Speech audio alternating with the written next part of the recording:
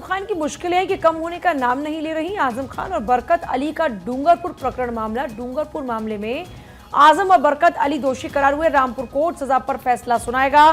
तो ये बड़ी जानकारी इस वक्त है। आजम खान के लिए मुश्किलें और बढ़ी। एक और मामले में दोषी करार, आज सजा सुनाई जाएगी। रामपुर के डूंगरपुर बस्ती केस के एक और मामले में सपा नेता आजम खान को कोर्ट ने दिया फिर झटका। बुधवार को सुनवाई करते हुए कोर्ट ने उन्हें इस मामले में दोषी करार दिया। सजा आज सुनाई जाएगी। सपा नेता आजम खान के खिलाफ 2019 में डूंगरपुर में रहने वाले लोगों ने बस्ती को खाली कराने के नाम पर लूटपाट, चोरी, मारपीट समेत अन्य धाराओं में गंज थाने में अलग अलग 12 मुकदमे दर्ज कराए थे। इसमें से 3 मुकदमों में फैसला आ चुका है। 2 मामलों में सपा नेता बरी हो चुके, जबकि एक मामले में सपा नेता को 7 साल कैद की सजा सुनाई जा चुकी है। सपा नेता फिलहाल सीतापुर जेल में बंद है। मामले में बुधवार को कोर्ट ने आजम खान और ठेकेदार को दोषी करार दिया। कोर्ट इस मामले में सपा नेता आजम खान और ठेकेदार बरकत अली को सजा सुनाएगा। ये पूरा मामला दरअसल साल 2019 का है। डूंगरपुर निवासी अबरार हुसैन ने जब रिपोर्ट दर्ज कराई 13 अगस्त 2019 को, जिसमें आरोप लगाया गया कि तत्कालीन सीईओ आले हसन, दरोगा फिरोज खां, ठेकेदार बरकत अली एंड CNDS के जेई परवेज आलम ने 6 दिसंबर 16 की सुबह बस्ती में पहुंचकर उनसे मकानों को खाली कराया। आरोप है कि दरोगा फिरोज ने फायर भी किया, साथ ही उसकी वॉशिंग मशीन, सोना चांदी, 5000 रुपए लूट कर ले गए। विवेचना के दौरान सपा नेता आजम खान का नाम भी शामिल किया गया। इस मुकदमे में जानलेवा हमला और डकैती के आरोप भी लगे हैं और अब इस पूरे मामले में आज सजा सुनाई जाएगी। और अब चलिए आगे बढ़ेंगे, बात होगी पंजाब की, जहां मोहाली आज जाने वाले हैं सीएम योगी। बीजेपी कैंडिडेट सुभाष शर्मा के पक्ष में प्रचार करते हुए आएंगे नजर, क्योंकि 1 जून को 7वें और अंतिम चरण की वोटिंग होनी और उसके पहले जितने भी पार्टियां हैं, जितने भी चुनावी दल हैं, वो पूरी ताकत झोंकते हुए इस वक्त नजर आ रहे हैं। पंजाब के मोहाली में सीएम योगी प्रचार प्रसार करने वाले हैं। प्रधानमंत्री मोदी भी आज पंजाब के होशियारपुर पहुंचेंगे, वहां पर सभा को संबोधित करेंगे। तो ये बड़ी जानकारी, बड़ी खबर आप तक पहुंचा रहे हैं सीएम योगी की कार्यक्रम से जुड़ी हुई। पंजाब के मोहाली में सीएम योगी करेंगे चुनाव प्रचार प्रसार। बीजेपी उम्मीदवार सुभाष शर्मा के पक्ष में एक जनसभा को करेंगे संबोधित। पार्टी की तरफ से जनसभा को लेकर तमाम जो तैयारियां वो पूरी कर ली गई हैं। इसके अलावा आपको बता दें कि दोपहर करीब 2:30 बजे मोहाली पहुंचने का कार्यक्रम है और इस दौरान तमाम जो अन्य नेता है वो भी मौजूद होंगे। हालांकि इसके पहले चंडीगढ़ में एक रैली करके भी सीएम योगी गए थे।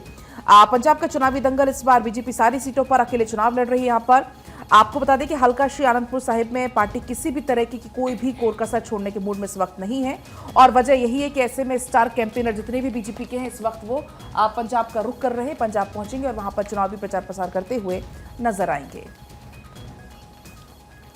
और एक और अहम खबर है, प्रियंका गांधी का आज शिमला दौरा है। आपको बताते चले कि कांग्रेस प्रत्याशी के समर्थन में वो रोड शो करने वाली हैं। दोपहर के 1 बजे माल रोड से शुरू होगा इनका रोड शो। और आपको ये भी बताते चले कि बीते कई दिनों से हिमाचल प्रदेश में प्रियंका गांधी वोड्रा की मौजूदगी है। कई जगहों पर इससे पहले भी वो जनसभा कर चुकी है और आज खबर ये है कि वो शिमला में मौजूद रहेंगी। शिमला में बाकायदा माल रोड पर एक रोड शो होने वाला है दोपहर के 1 बजे। हिमाचल प्रदेश की 4 लोकसभा की सीटें और लगातार इसको साधने की कोशिश प्रियंका गांधी करते हुए। ये तस्वीरें भी आपकी टीवी स्क्रीन पर बीते रोज की, जब यहाँ पर पहुंची थी और उन्होंने बाकायदा एक रोड शो यहाँ पर किया था। और अब एक बार फिर से शिमला में जब प्रियंका गांधी मौजूद रहेंगे तो वहां पर एक भव्य रोड शो करते हुए नजर आएंगे। इसको लेकर के कार्यकर्ता समर्थकों की तरफ से लगातार कोशिशें की जा रही हैं कि किसी तरीके से भारी हुजूम वहां पर जुटे। और लगातार ये जो तस्वीरें हैं आप देख सकते हैं कि किस तरीके से प्रियंका गांधी जब भी हिमाचल में अलग अलग जगहों पर जनसभाओं को संबोधित करती हैं तो मुख्यमंत्री उनके ठीक बगल में आपको नजर आते हैं। और साथ ही साथ वो लोगों से अपील करती हैं कि इस बार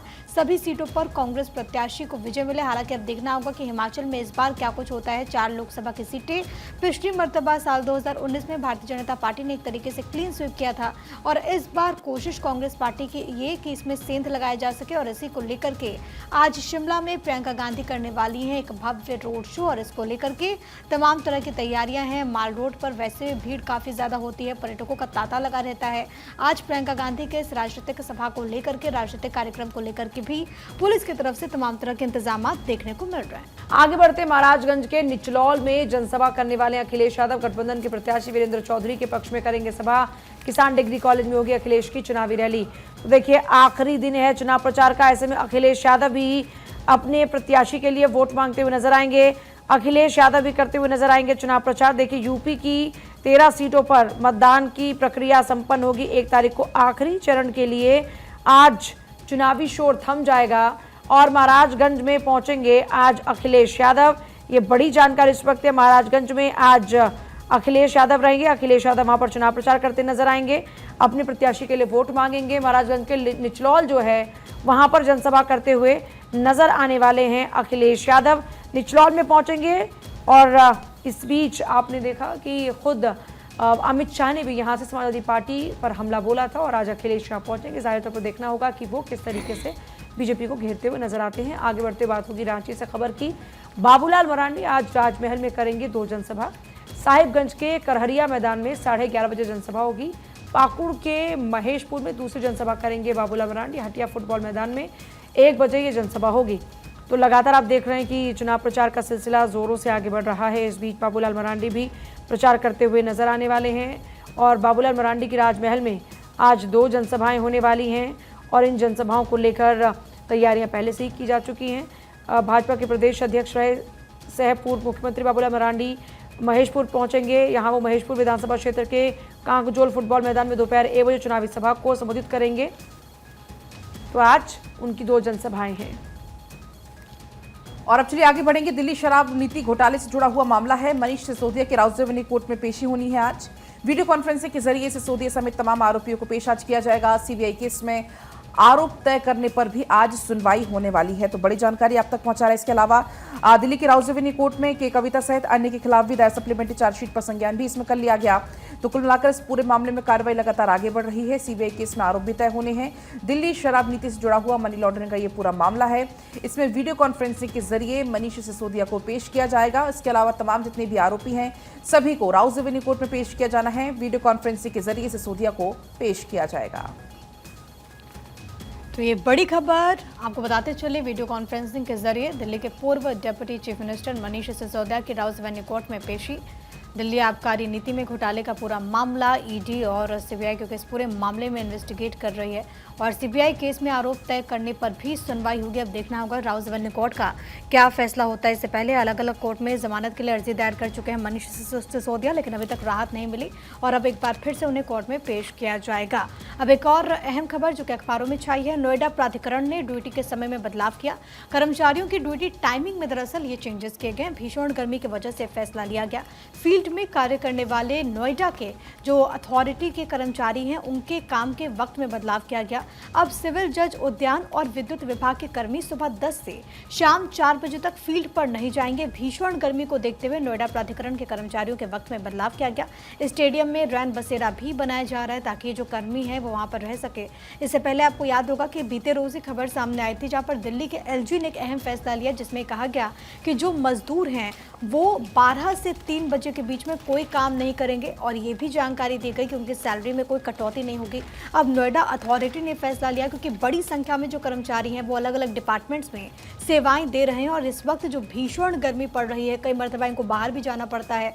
तो अब कहा जा रहा है कि वो सुबह 10 बजे से 3 बजे तक वो ड्यूटी पर नहीं, 4 बजे तक वो ड्यूटी पर नहीं रहेंगे और इस दौरान ये भी कहा गया है कि अलग अलग जगहों पर रैन बसेरे बाकायदा बनाए जाएंगे ताकि जो कर्मी है वो वहाँ पर रह सके, उनको तमाम तरह की सुविधाएं दी जाए। वेतन में कोई कटौती नहीं होगी। एक अहम फैसला है क्योंकि भीषण गर्मी पड़ रही है। आईएमडी की तरफ से भी कहा गया है कि जब धूप बहुत ज़्यादा हो, जब कड़ी गर्मी हो, जब सूर्य अपने चरम पर हो तो लोगों को अपने घर में ही रहना चाहिए दोपहर के 12 बजे से 3 बजे तक। और दिल्ली एनसीआर में तो गर्मी सुबह से हम देखते हैं कि किस तरीके से टेम्परेचर हाई हो जाता है। साक्षी, बिल्कुल सूर्योदय के साथ में ही टेम्परेचर लगातार बढ़ना शुरू हो जाता है और ये बड़ा कदम यहाँ पर उठाया गया है। बहरहाल आगे बढ़ते हुए अगली खबर का रुख करते हैं। पुणे कार दुर्घटना केस से जुड़ा है पूरा मामला जिसमें नाबालिग का ब्लड सैंपल बदलने के मामले में आपको बता दें कि आरोपी 2 डॉक्टर निलंबित कर दिए गए। मामले में समिति का गठन भी किया गया है। महाराष्ट्र सरकार ने पुणे पोर्शे कार की दुर्घटना में शामिल नाबालिग के ब्लड सैंपल में हेराफेरी के मामले में गिरफ्तार ससून हॉस्पिटल के 2 डॉक्टर्स को निलंबित कर दिया है। गौरतलब है कि 19 मई की सुबह पुणे के कल्याणी नगर इलाके में 17 वर्षीय किशोर ने यानी कि नाबालिग ने तेज रफ्तार पोर्शे कार से यहाँ पर मोटरसाइकिल सवार 2 आईटी इंजीनियर्स को टक्कर मार दी थी। दोनों की मौके पर ही मौत हो गई थी। इस पूरे मामले में क्योंकि जो नाबालिग बच्चा था, जो स्टूडेंट था, उसको बताया जा रहा है कि वो एक रिच फैमिली से बिलोंग करता था। पूरे परिवार ने ताकत झोंक दी कि इस बच्चे को किस तरीके से बचा लिया जाए, आरोपी को बचा लिया जाए। और इस पूरी कड़ी में न केवल पुलिस के 2 कांस्टेबल्स को भी यहाँ पर सस्पेंड किया गया था बल्कि साथ साथ में जो डॉक्टर्स थे उनके ऊपर ये आरोप लगे कि उन्होंने ब्लड सैंपल्स को बदला और ये दिखाया कि बच्चे ने यानी कि उस नाबालिग 17 साल के व्यक्ति ने, आरोपी ने जिसने टक्कर मारी, उसने कोई भी मदिरापान नहीं किया था और इसी वजह से फिलहाल निलंबित अब उन 2 डॉक्टर्स को कर दिया गया। पूजा, देखिए, ये मामला लगातार सुर्खियों में है। पुणे का हिट एंड रन मामला, जिसके बाद पोर्शे कार से हुई लोगों की मौत के बाद एक तरफ जहां लोगों में गुस्सा है, आपने वो तस्वीरें भी देखी कि किस तरीके से उसकी पिटाई भी की गई। फिर अब सवाल ये आया कि कैसे सिर्फ उससे पहले यूं ही छोड़ दिया गया, सिर्फ कुछ उसको निबंध लिखने की बात कही गई कि निबंध लिखो, और उसके बाद में उसको छोड़ दिया गया। निबंध लिखने की शर्त पर भी जमानत देने वाले किशोर बोर्ड सदस्य की भी जांच शुरू, और इसको लेकर भी समिति बनी है। पोर्श कार से 2 लोगों को कुचलने वाले नाबालिग आरोपी को 300 शब्दों का निबंध लिखने की शर्त पर जमानत देने वाला किशोर न्याय बोर्ड जांच के घेरे में आ गया। अब बुधवार को महाराष्ट्र महिला और बाल विकास विभाग ने फैसला देने वाले सदस्य की जांच के लिए समिति बनाई, और समिति जांच करेगी कि बोर्ड मेंबर डॉक्टर लक्ष्मण दानवड़े ने जमानत देते समय तय नियमों का पालन किया या नहीं। समिति को 1 हफ्ते में रिपोर्ट देनी होगी, और हादसे के बाद ये जो पूरा मामला है, ये 19 मई को किशोर न्याय बोर्ड भेजा गया। उस दिन रविवार होने के बावजूद यरवड़ा किशोर न्याय बोर्ड खुला रहा और दानवड़े सुनवाई के लिए पहुंचे। तो ये पूरा मामला जो है वो लगातार सुर्खियों में, और इस पूरे मामले में नए नए एंगल निकल कर सामने आ रहे हैं। कभी फैमिली कहती है कि वो बच्चा ड्राइव ही नहीं कर रहा था, ड्राइवर ड्राइव कर रहा था। फिर अभी सामने आया कि ड्रंक एंड ड्राइव का केस भी था, ना सिर्फ हिट एंड रन बल्कि ये ड्रंक एंड ड्राइव का केस भी था कि शराब पीकर वो ड्राइव कर रहा था। फिर कई जो बार्स हैं उनके ऊपर भी आपने देखा कि एक्शन लिया गया। जिन बार्स ने इन नाबालिगों को शराब परोसी थी, उनके खिलाफ भी एक्शन लिया जा रहा है। अब एक ये जिस मैं एंगल का जिक्र कर रही हूँ कि जिस हॉस्पिटल में सैंपल्स गए थे, ब्लड सैंपल, वहाँ पर उन ब्लड सैंपल्स को ही बदल दिया गया ताकि रिपोर्ट में ये आए ही नहीं कि उस लड़के ने शराब पी रखी थी या वो ड्रंक था। अब ऐसे में वहाँ की जो डिपार्टमेंट के ऑफिसर हैं, जो हेड हैं, उनको भी गिरफ्त में लिया गया है, उनसे भी पूछताछ होगी। तो इस पूरे मामले में पैसे के जोर पर गरीब आदमी की जिंदगी को कौड़ी के भाव तोला जा रहा है। उस जिंदगी का कोई मोल नहीं है। ये पैसे के दम पर कैसे चल रहा है पूरा खेल, ये इसमें साफ तौर पर नज़र आता है कि कैसे एक शख्स जिससे गलती होती है, हाँ वो नाबालिग है, लेकिन वो नाबालिग फिर शराब पीने के मामले में भी होना चाहिए, फिर उसका व्यवहार आचरण भी वैसा ही होना चाहिए।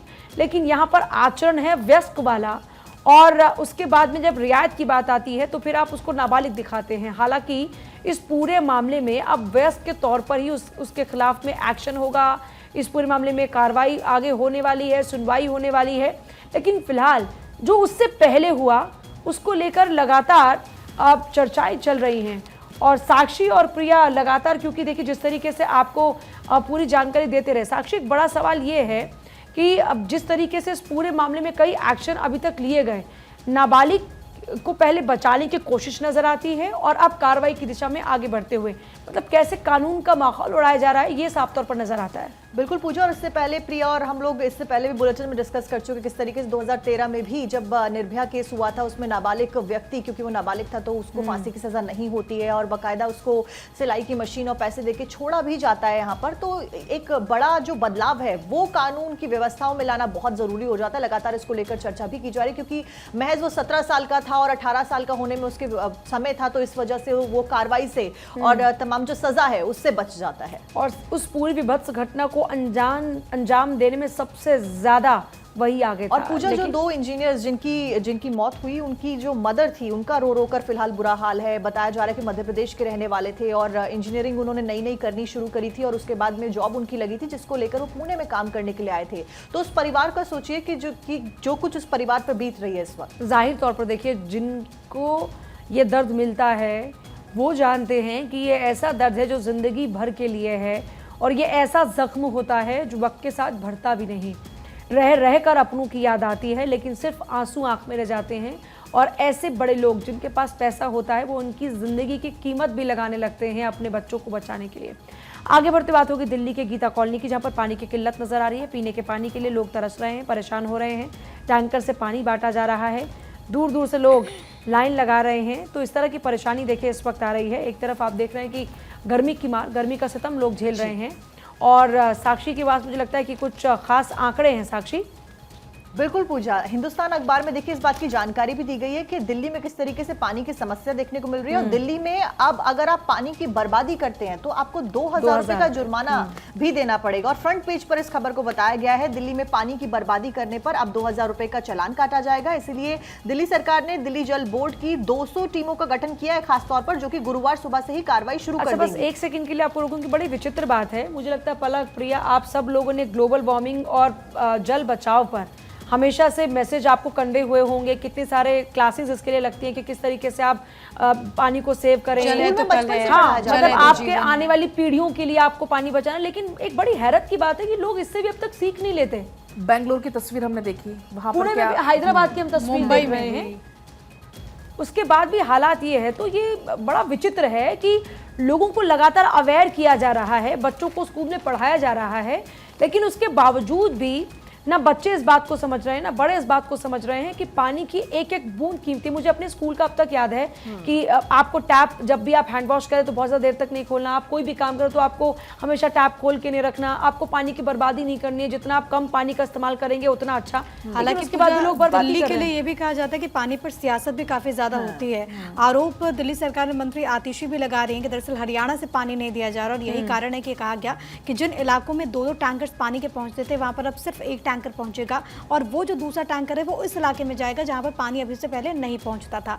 दूसरी बात जिसका जिक्र साक्षी कर रही थी कि अगर आप अपने पानी को वेस्ट किया, आपने घर में यानी कि नल खुला छोड़ दिया, तो वहां पर आप पर कार्रवाई की जाएगी, 2000 रुपए का जुर्माना लगेगा। लेकिन फिर यह है कि लोगों में क्यों खुद से सजगता नहीं आती। अगर लोग खुद से सचेत होंगे तो शायद ऐसी नौबत ही ना अच्छा आए। प्रिया, यहाँ पर यह भी बताएगा कि आप क्या कुछ करेंगे जिसके ऊपर जुर्माना लगाया जाएगा। दिल्ली में पानी का संकट बढ़ता जा रहा है। दिल्ली की जल मंत्री आतिशी की तरफ से जारी आदेश में कहा गया है कि अगर पाइप से कार धुलाई की जाती है, टंकी से पानी ओवरफ्लो पाया जाता है, या फिर घरेलू पानी की आपूर्ति का इस्तेमाल निर्माण या किसी व्यवसायिक काम के लिए किया जाता है, तो टीमें कार्रवाई करेंगी। और स्पेशली इसके लिए गठन भी किया गया। और सुरेश भी फोन लाइन पे हमारे साथ जुड़ गए हैं। सुरेश, फिलहाल क्या कुछ किया जा रहा है इस कमी की आपूर्ति के लिए? देखिए, दिल्ली में जैसे ही जो गर्मी का जो कहर जो है बरस रहा है, उसके बरसने के साथ ही दिल्ली के जो पानी की जो किल्लत है वो बहुत फैसला शुरू हो चुकी है। हालांकि दिल्ली सरकार की तरफ से तमाम दावे किए जाते हैं कि दिल्ली वालों को पानी की कोई कमी नहीं होगी, लेकिन आप देख सकते हैं कि पानी की जो किल्लत है हर जगह, आप गीता कॉलोनी में ले लें, आप या ओखला फेज 2 में ले लें, या दिल्ली कहीं भी जो ऐसी बस्तियां हैं जहाँ पर पानी सप्लाई होती है टैंकरों के जरिए, और घरों में जो पानी आता है कहीं ना कहीं लोगों को उससे खासी परेशानी हो रही है। हालांकि दिल्ली सरकार की तरफ से जो कल आतिशी है उन्होंने एक गाइडलाइन भी जारी की है, लेकिन उस गाइडलाइन का कितना फर्क पड़ता है देखने वाली बात है। लेकिन कहीं ना कहीं दिल्ली के जो पानी का जो संकट है वो अब जो है धीरे धीरे और भी गहराता जा रहा है। जी अच्छा सुरेश, टीम्स के गठन की बात हो रही है, ये टीम्स कितना एक्टिव नजर आ रही है? दूसरा ये है कि जब पानी की कमी है, टैंकर्स के जरिए आपूर्ति की जा रही, जल आपूर्ति की जा रही है, तो क्या व्यवस्था इसके लिए बनाई गई है? ऐसा तो नहीं कि दिल्ली वासियों को आने वाले दिनों में और परेशान होना पड़ेगा? आप सबसे पहले इस बात को समझिए कि दिल्ली की जनसंख्या कितनी है। जनसंख्या को देखें, उसके हिसाब से अगर पानी की देखें, कुछ देखें, तो उसकी किल्लत तो बढ़ती है। और जो हमारा जो पानी दिल्ली के जो आता है वो आता है हरियाणा से। कई जो हरियाणा में पानी आता है उसको लेकर काफी विवाद भी होता है। पंजाब की तरफ से पानी छोड़ा जाता है, उसको लेकर काफी विवाद होता है। दिल्ली सरकार को ये पहले से इसमें इंतजाम करने चाहिए थी, क्योंकि दिल्ली के अंदर जो गर्मी लगातार तो पूरे देश में बढ़ती जा रही है। खासकर दिल्ली की बात करें तो दिल्ली में जो गर्मी का जो कहर है तो उसमें ऑटोमेटिक जो है पानी की किल्लत बढ़ जाती है, पानी खपत ज्यादा होती है। उसको दिल्ली सरकार ने नजरअंदाज किया, जिसका खामियाजा आम लोग भुगत रहे हैं। और जाना जा रहा है कि पानी की किल्लत जो आने वाले दिनों में और अब आप जरा ये भी समझाइए कि सिर्फ हरियाणा से अगर पूर्ति नहीं हो रही तो फिर आगे दिल्ली सरकार कहां से पानी की पूर्ति के लिए प्रयास करती नजर आएगी? और क्योंकि दिल्ली सिर्फ हरियाणा के पानी पर निर्भर नहीं है। देखिए, जो दिल्ली के हिस्से का जो पानी है वो कोर्ट के आदेश के बाद, ये तमाम आदेश के बाद दिल्ली को दिया जाता है। लेकिन जैसी गर्मी शुरुआत होती है तो हरियाणा भी हो, चाहे पंजाब हो, चाहे कोई प्रदेश हो, तो पानी की किल्लत वहां पर भी होती है। तो पानी कहीं ना कहीं जब छोड़ा जाता है तो उसमें प्रॉब्लम होती है। ये इंतजाम सरकार को पहले से करने चाहिए थी। दिल्ली में जितने जल संयंत्र जो बनाए गए हैं वहां की अब हालत जाके देखिए कैसी उसकी हालत है। लेकिन इसमें कहीं ना कहीं देखा जाए, दिल्ली सरकार ने जो टीम बनाई, टीम बनाने से क्या फर्क पड़ेगा? वो टीम कहाँ जाएगी, क्या देखेगी? लेकिन दिल्ली की जो पानी किल्लत जो बरकरार है, और ये कोई पहली बार किल्लत नहीं हुई, पहले हमेशा किल्लत होती है गर्मी के समय में। लेकिन हर बार कहा जाता है कि हम ये टीम बना रोक किए जा रहे हैं, लेकिन कहीं ना कहीं देखा जाए दिल्ली सरकार, मतलब ये कोई भी सरकार आज तक दिल्ली वासियों की समस्या का समाधान नहीं कर पाई है। बहुत शुक्रिया सुरेश आपका फिलहाल पूरी जानकारी के लिए। देखिए, जाहिर तौर पर पानी की किल्लत हमेशा से रही है और गर्मी बढ़ते ही लोगों के लिए, क्योंकि डिमांड पानी की बहुत ज्यादा बढ़ जाती है, ऐसे में अब जाहिर तौर पर आने वाले दिनों में परेशानी होगी। अब देखना होगा कि मौजूदा दिल्ली की सरकार किस तरीके से लोगों को राहत पहुंचाने के प्रयास करती हुई नजर आती है, क्योंकि इस पर राजनीति भी लगातार हो रही है। पलक।